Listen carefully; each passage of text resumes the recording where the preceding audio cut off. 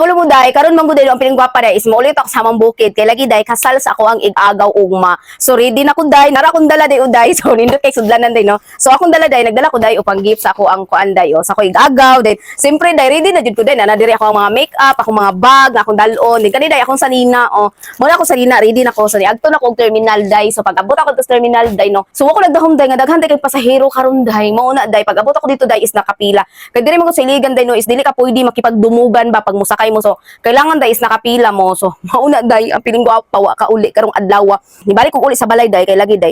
Useless ra gapon day magtagad ko dito day nga hasap pang daghana day nga nakapila dito day. Na ako sa pinaka tumoy na kay ni agto magkukuday is odto na pod ba. So ang uban buntag sayo pa mga alas 4 na sila dito kay ang biyahe man guday padulong sa bukid pa pagadian is gamay ra kay bus diha nagadagan padulong sa mo nang kailangan mo sayod jud ka day. Pero karon pag abot ako day wala pay bus.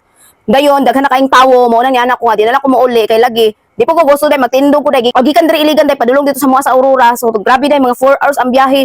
Imagine tindugo na nimo mo nang wala ko ni uli day.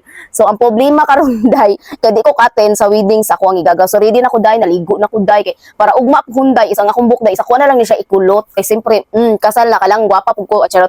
Then mag-color punta ko sa bukid Padarlanday kay birthday magudi Padarlanday mo nang gusto jud ko muuli.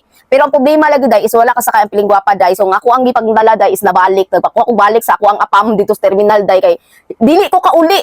Kay lagi wala ko kasakay din puno kay sa tananday day daga kay pasahero mo nang wala na kun dayon og uli. So dili ko katin og kasal sa koy gagaw ugma day. So magtrabaho ang piling gwapa ani no.